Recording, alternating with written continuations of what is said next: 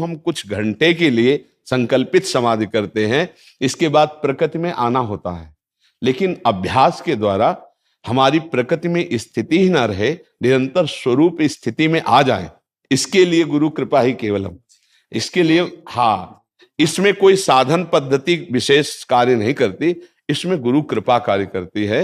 जैसे उपनिषदों में भी आता है कि नायमात्मा प्रवचनेन लभ्या न मेधया न बहुना श्रुतेन, यही साधन तो है, स्वरूप बोध के यही साधन बताए गए हैं। लेकिन कह रहे नहीं, आत्मा जिससे वर्ण करती है, आत्मा वर्ण गुरुदेव, जो हमारे आत्मबोध कराने के लिए हमारे ही आत्मस्वरूप हमारे सामने साकार रूप धारण किए हैं, वो सिर्फ हमारी ही आत्मा है।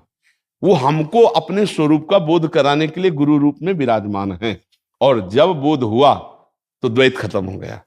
जो गुरुदेव वही शिष्य, उसमें किंचन मात्र भी अंतर नहीं रह गया। तुम में निज में भेद बुद्धि को जो सकते हैं मिटा, तुम वही वह में, तुम्ही में ही प्रश्न पुनि रहा। चिदानंद रूपम शिवोहम शिवोहम। बिल्कुल परम सत्य, इसमें कोई संशय नहीं है।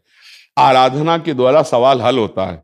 मानी संख्या साकार, सवाल हल हुआ, वही है, एक है, दो है नहीं, अद्वैत स्थिति है, सबकी अद्वैत स्थिति है।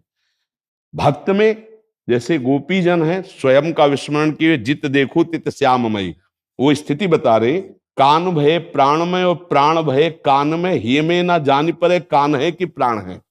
मन कृष्णाकार, बुद्धि कृष्णाकार, चित्त कृष्णाकार, अहम कृष्णाकार, देह की विस्मृति, इसी का तो नाम ब्रह्मबोध है।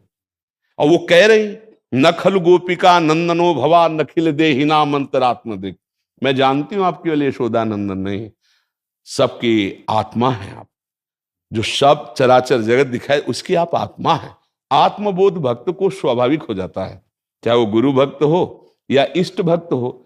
इष्ट भक्त में जैसे हमने नाम लिया सिया राम जी, राधे श्याम जी, भगवान शिव, उमा पार्वती, जो भावना करो, ये सब वही आत्म तत्व है। किंच सर्वम खलमिदम ब्रह्म ने नानास्ति किंचन, ईशावास्यमिदम सर्वम यत् किंच जगत्याम जगत।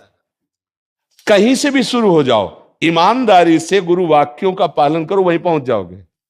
ऐसा नहीं होता कि भक्त अज्ञानी होता है, संपूर्ण बोध होता है, संपूर्ण बोध। प्रारंभिक भक्ति की बात नहीं कहते। हमारे सदगुरु महाराज कहते हैं जी, भक्त और ज्ञानी में इतना अंतर है कि भक्त भगवान को अपने से अलग मान के चलता है, और ज्ञानी अपने को हम ब्रह्मास्मि ऐसा मान के साधना करता है। लेकिन अंत में भक्त और ज्ञानी दोनों उसी अवस्था में पहुंचते हैं जहां भक्त वो और भगवान